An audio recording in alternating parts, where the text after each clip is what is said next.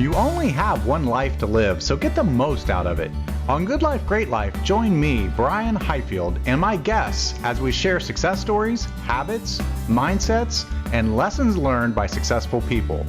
These lessons are not taught in schools, but are critical for getting ahead in life. Whether you want a successful business or career, optimal health, or a lifestyle that most people just dream of, Good Life, Great Life has you covered. After retiring from a successful corporate career in my 40s, I founded multi-million-dollar businesses in the sports and healthcare arenas. Now, I help everyday people maximize their lives and speak regularly at seminars, on podcasts, and radio shows to share principles on the topics of health, wealth, and happiness. Don't let a good life get in the way of a great life. Join me today on Good Life, Great Life.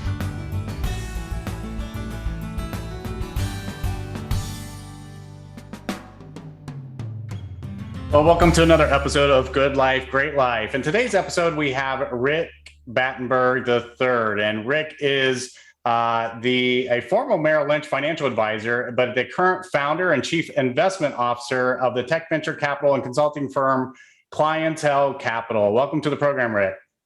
Thank you so much for having me on. I really appreciate it. Absolutely. And our audience wants to get to know you and what you're all about a little bit. So can you describe for us what Cliintel does and your involvement?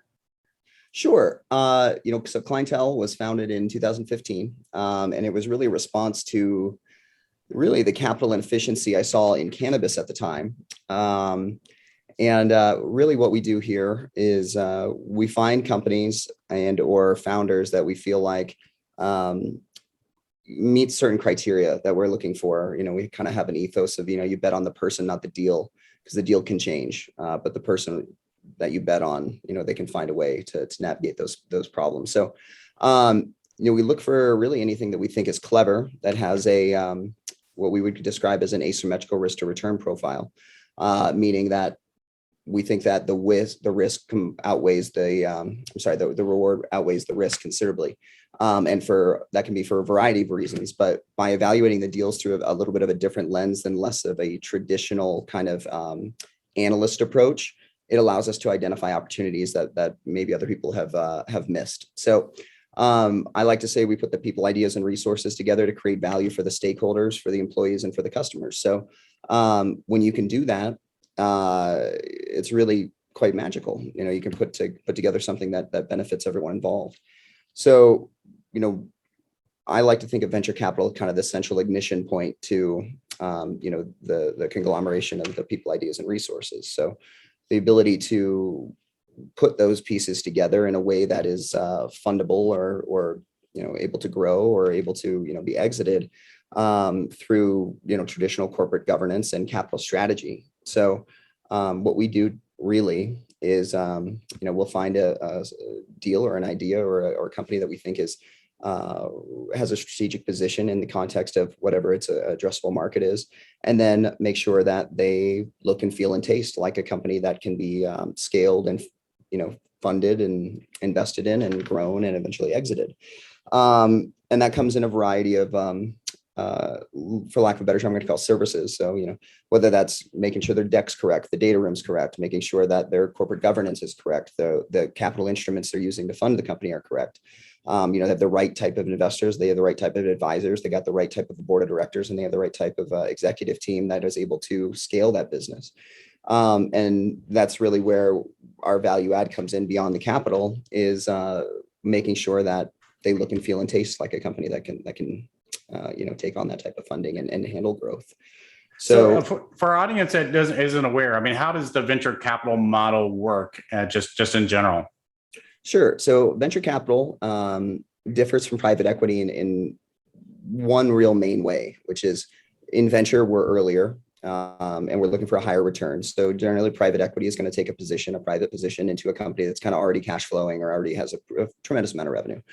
And venture, we'll do everything from just an idea to, kind of a nascent pre-revenue business or, even just a small growing, a business. So really the only difference between private equity and venture is the size is really the truth. But in venture, we're looking for a 10X, meaning I want 10 times on my money, which means that generally you're very early in the process, which is really where I find I have the most fun. is kind of helping them build that growth. So in venture capital, we take a private position into a privately traded company traditionally, and kind of help that company scale. And so we'll use a variety of financial instruments to accomplish that are in the best interest of both the company and the investors.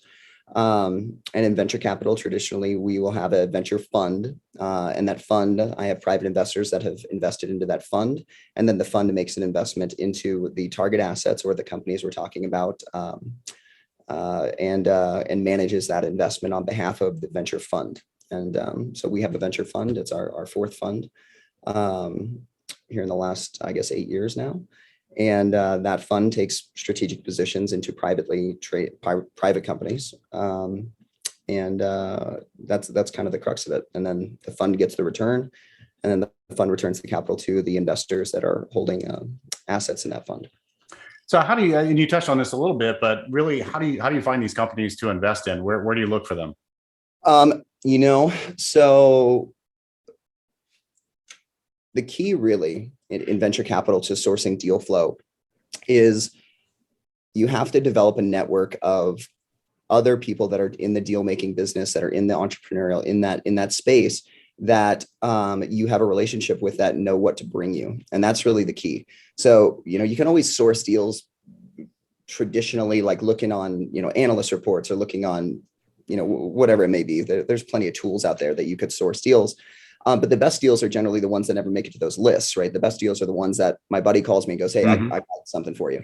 And that really comes with just years of, making sure that you're constantly available. And, I have a policy that I always take the meeting, because I can tell you how often somebody walks into my office that they think they've got one thing, but, they don't have quite got it. But if we add this one, this other company, and we combine it with this, and they think of it a different way, then all of a sudden, now I'm looking at a deal nobody else has looked at, simply because it wasn't put together that way. So, being open to, even if something on its face doesn't look quite like you want it to, I kind of have a policy. I'll give anybody 15 minutes so that, maybe they just don't know how to articulate the deal in a way that makes sense, or maybe they're not thinking of it the right way. But because I have a lot of experience over the last, my lifetime of kind of being in that position and hearing from a lot of entrepreneurs, the diversity of skill set and information that I have, simply by hearing so many deals, allows me to contextualize the deals within a larger macroeconomic market, that I might hear something that somebody else doesn't, because they don't have the same contextual information. So everybody's skill set's different. Everyone's, experience is different, which means that you've got a different contextual information. So your ability to evaluate a deal is contingent on, how much information you have to compare it against. So, like anything else, the longer you do it, the easier it gets and the faster you can do it. So sourcing deal flow for me is all about, I have strategic partners and friends and mentors and other investors that they know what to bring me, because it fits the ethos of kind of what we do. So that's the best way to get deals, obviously, is because they're kind of pre-vetted by somebody that I know and trust. And, but deals can come to you all kinds of different ways. The key is being open and being willing to listen. Yeah, I really like that networking aspect of it. It's really about your network and people, relationships you build, and people you trust, and they kind of know what to look for and do that. And I also like what you said, just being open-minded about that. You have this 15-minute policy. You'll listen to, almost any idea that someone brings to you. You give them 15 minutes to evaluate it, because I think there's probably been a lot of great deals that have been thrown away because, the cover of the book didn't look so good. You know what? And it's really interesting, because there's a very traditional way of evaluating business opportunity that has to do with, you evaluate the overall market of whatever addressable market they're after, and what is the, diligence baseline for what a company in that space and that, part of the supply chain can and should do. What's the opportunity? Can you arbitrage the opportunity? And it's a very kind of sterile evaluation of a market position and the company itself. In venture, we have less of that as a kind of a benchmark, simply because you might be looking at companies that, I call them French paintings, right? They're worth what somebody will pay, because there's no anything to multiply their revenue by, because if they're revenue, right? So your evaluation has to become a lot less quantitative and more qualitative, so that and that's in my opinion where you kind of find the value in venture, is you're evaluating qualitative attributes of a company, whether that be the strength of the CEO, or its strategic position within the context of the market, or there's other things you can look at that are less quantifiable, and I think that that's really where we as a venture firm excel, is evaluating human beings and their potential. So really understanding, and I meant what I said, you bet on the person, not the deal, because the deal will change. The deal always changes, especially. Yeah. And that seems like the approach from oh gosh, what's the show on CNBC? Shark Tank. Shark Tank. Yeah. So they're always evaluating the person. I think they put the value of the person presenting the deal as much as the company itself. Absolutely. And so kind of my three benchmarks when I'm looking at leaders and CEOs is, one, they have to be emotionally connected to the success or failure of the company. Two, they have to really understand their numbers, meaning they need to understand down to the nth degree how they make money. And then three is, what they really have to be able to either really understand everyone's job in the company, or be able to do everybody's job in the company. And the reason for that is, especially in startup mode, lean startup mode, you lose somebody, or somebody's sick, or whatever it might be. But if the CEO is able to go in there and fill those gaps, and they're emotionally connected to the success or failure of the company, the progress won't stop, even if you're having trouble with whatever it might be, some technical component of what you're doing. So I really like CEOs that have a specific skill set in the industry that they're going into. So, I can teach somebody how to be a CEO. I can't teach them, molecular biology to do a biotech deal, right? So, being a CEO is, I think, a skill set that can be learned. Whereas if you've got specific tribal expertise into a market, not only are you going to understand the macroeconomics of applying that to your business itself, but you're also going to be able to step in and kind of bridge gaps where traditionally, if you're a CEO that's not a doctor and you want to do a biotech company and you don't understand the technical components and you have to hire somebody from outside, and you got it's a bigger expense. You don't know if they're right or not.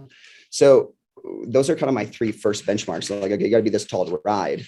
Mm-hmm. And if you don't have one of those three things, it's very unlikely that it's a much longer road for us to kind of get involved. Yeah.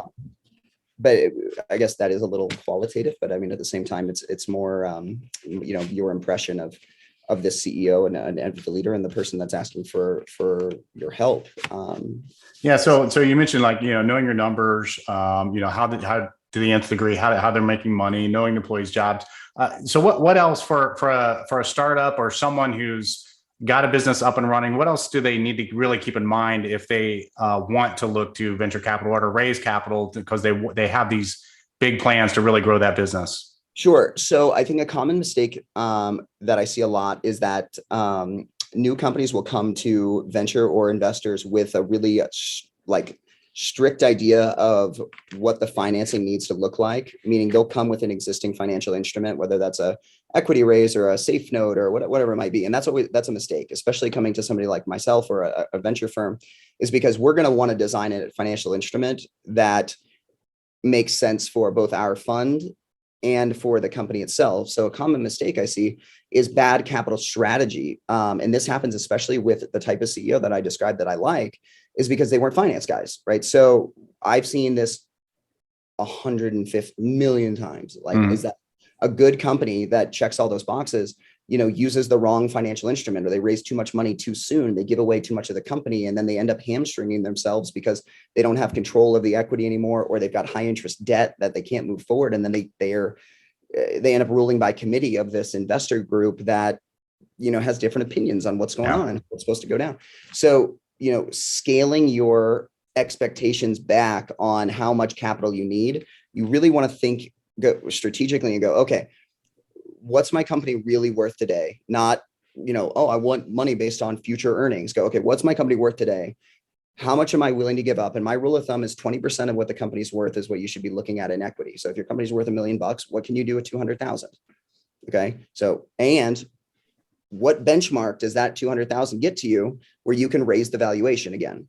Right. So you don't need to raise money we got 15 checkpoints that we're going to hit here in between the next 24 months. And we need $10 million to do it. Well, your company's worth $1 million, right? So what are you doing, right? There's no reason to raise that much money.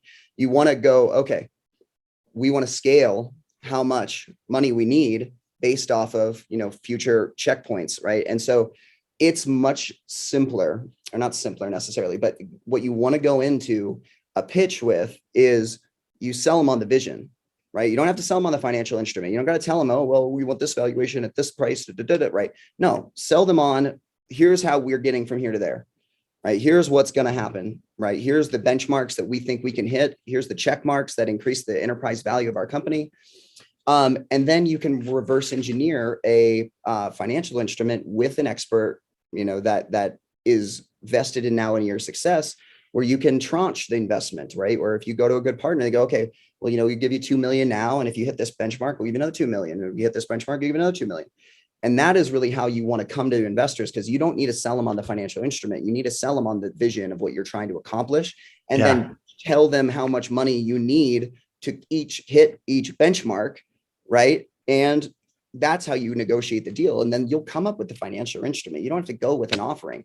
Yeah, it's funny because it reminds me of a story of a CEO I know. He went into a meeting with some equity to get some equity to partner some investors to invest. And he was talking about all financials first. And then midway through his presentation, he then shared the vision, which was, we have the only natural product ever proven to extend lifespan. And every hand in the room went up and said, why did you start off with that? Why did you bury that in the middle of your presentation?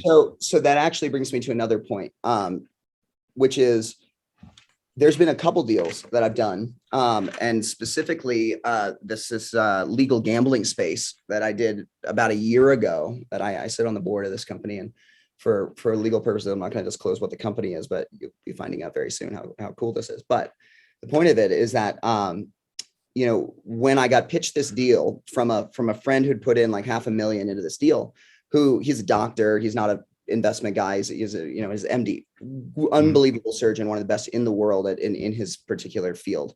And he's like, hey, I put $500,000 in this deal, will you look at it for me? And I'm like, sure, but let's do this in reverse next time. Yeah. But I start looking at this deal, and I'm like, holy shit, this thing's got some legs, and obviously I kind of come to deals like that where I'm like, okay, I'm looking for the other shoe, right? I'm like, okay, it sounds too good to be true.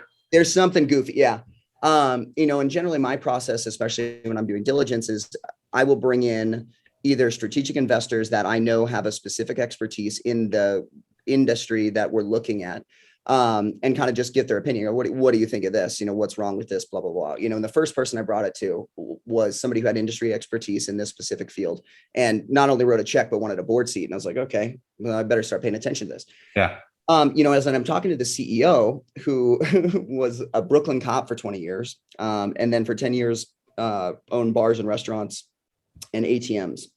But he sounds like a Brooklyn cop, right? Yeah. So, and him describing what this is, it sounds like bluster, it sounds, because he looks and he sounds like a Brooklyn cop. So, I think that the reason this deal ever even made it to my desk, because I'm a small shop comparatively to, some of these other big VCs. And I was like, the only reason it made it to me is because he didn't sound convincing, right? He didn't sound like he got it. He didn't sound like a CEO, didn't sound like a startup guy, didn't sound like he had any business being in what he had.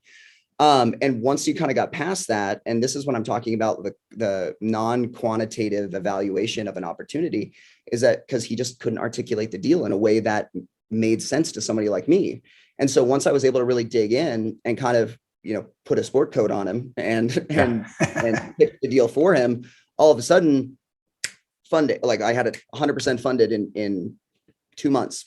And so that was sort of interesting to me, is that the ability to tell a story is really important, especially if you're a pre-revenue company. If you're brand new, you got to be able to sell the vision. You got to be, the guy. And if you're not the guy, you need to find somebody to be the guy who can tell the story. Because we as human beings in general, we learn through anecdotes. We learn through anthology. That's just how it's just a part of our nature, is that we want to be told a story that we understand and can connect to.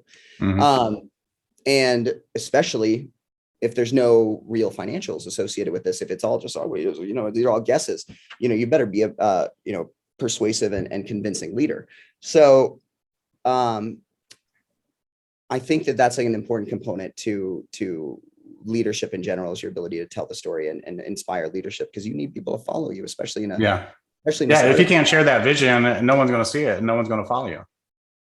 Well, exactly. And luckily, I have sort of made a business out of comprehension, and trying to be able to look past the face value of an opportunity and identify, asymmetrical risk to return profiles simply based off of the human beings. And don't get me wrong, I've made mistakes, certainly.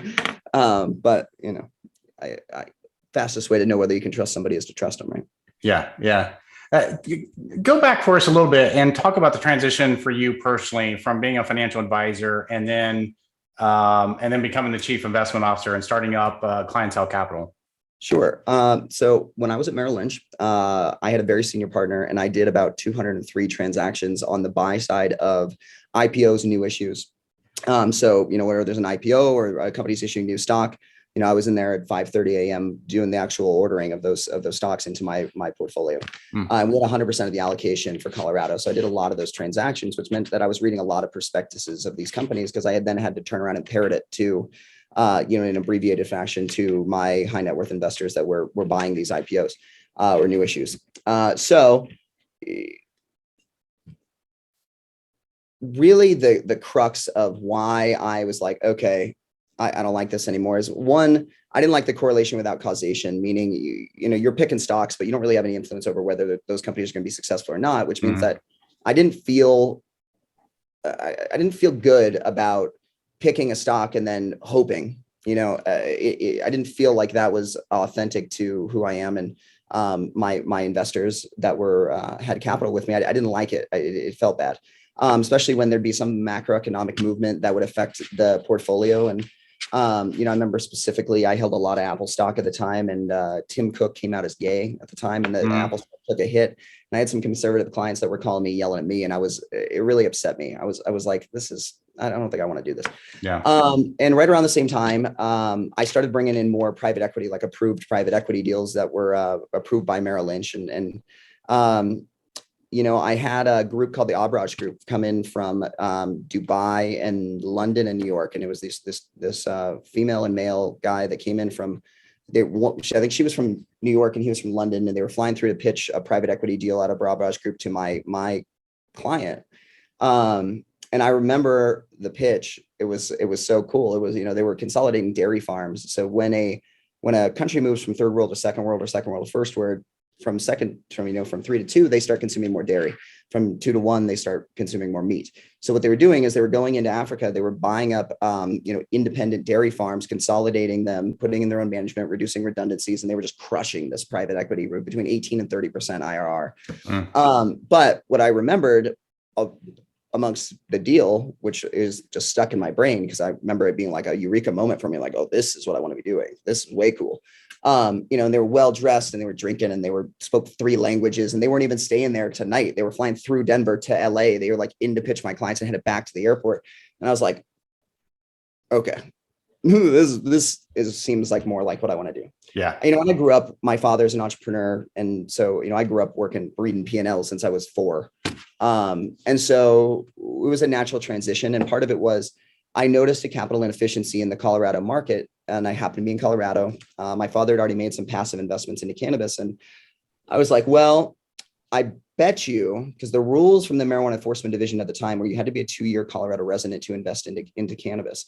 And so at the time, there was no rules around this. I just guessed. I was like, I'll bet you if I create a blind pool fund that the investors have no say over the discretion of the assets, that they will allow me to have outside investors. And this was just a guess. And so I was working at this structure for a couple months, maybe longer. And I've got a few great mentors, but one of them is Heather Potters, who she was Ernst & Young's Person of the Year twice, then a hedge fund manager. Now she's CEO of a company called PharmaJet.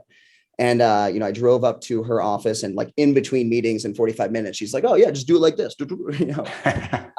and that became the basis of me leaving Merril Lynch, was this fund that became the first qualified institutional fund in the United States to hold a license inside of a venture fund based on the structure. And so what that gave me was a very flexible funding instrument to kind of allocate across the supply chain of cannabis, from grow, extraction, dispensary, packaging, hardware, compliance, training, leasing, everything. And the point of that was to develop a diligence baseline on cannabis supply chain to go, okay, well, where in the supply chain do we really want to be and allocate our most, time, effort, attention?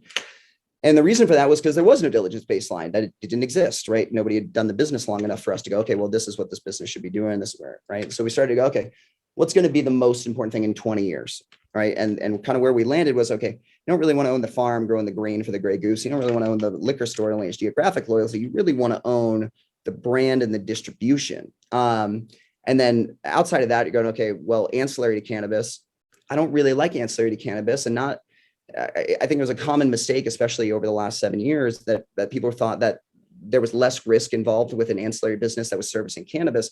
But in my opinion, you've actually just assumed all the risk of the cannabis market in general, and without the reward, right? Without the upside. So in my opinion, you've created an asymmetrical risk to return profile in the negative. So we go, okay, we want to be in the brand and distribution space. And that's really what was the inciting factor for me leaving Merril Lynch, was, one, correlation without causation. I wanted to affect the outcome of those assets. And by adding, strategic and operational value to the companies that we're helping. So, if they need more money, if they need whatever it might be, at least I'm on the board and I can help them, versus me just, picking a stock and hoping. Yeah. So that felt more tangible, and I felt better about that when I was going to my investors going, hey, I've got this fund. I want, we're going to do this.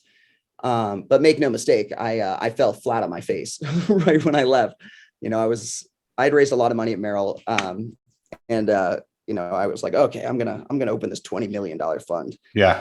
And oh my God, I fucking failed horribly. It's like for the first 18, almost 2 years, I raised 300 grand. And obviously it got better. It got better from there. Obviously and that'd be scary going out there, and especially failing your first time. But I mean, obviously you were passionate enough about it to keep going and then give it another go. Well, and part of it was just, you get better. If you don't look back at your past behavior and cringe, then you're not growing as a person, right? Yeah. So, you learn from your mistakes and you do better next time. Right. So I think to date, we've raised about 40 million. And we've been able to really grow some cool assets. The Clear Cannabis Inc. is one of the most well-known brands, the Clear, in the United States. It's sold in 9 states. Sold more vape pens under that brand than any other brand in the country. So, everything takes time, longer than I'd like, but you persevere, right? Yeah. Something important enough, you find a way. Yeah. I mean, this is very interesting. I mean, there's several takeaway points here. I mean, talk about what you talked about in the beginning about, relationships and networking. I mean, that's true in really any business, and especially yours. The merit of the person being just as valuable as the merit of the business itself. And again, I learned that from Shark Tank, right? And then what you talked about, you have to be able to communicate the vision. Otherwise, you're not going to have any followers. And those are 3 big takeaway points for me. I know we're running out of time, but I got all the time you want. I'm good till 2 o'clock. So I didn't. Yeah. I want to know how our audience can connect with you, or how they can get to know you, or learn more about Cliintel Capital. Sure.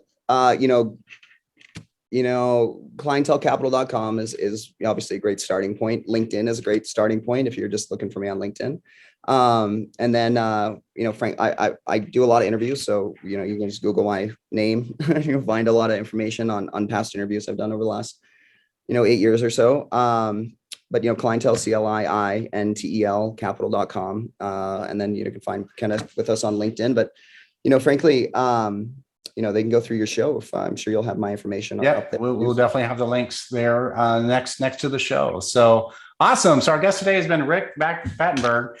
Rick is the founder and chief investment officer of Cliintel Capital, which is a tech venture capital and consulting firm. So Rick, thank you so much. This has been an awesome interview. Hey, it's sincerely my pleasure. I really appreciate it. You're a great interview. I'm really grateful to be on the show. All right. Well, thank you again.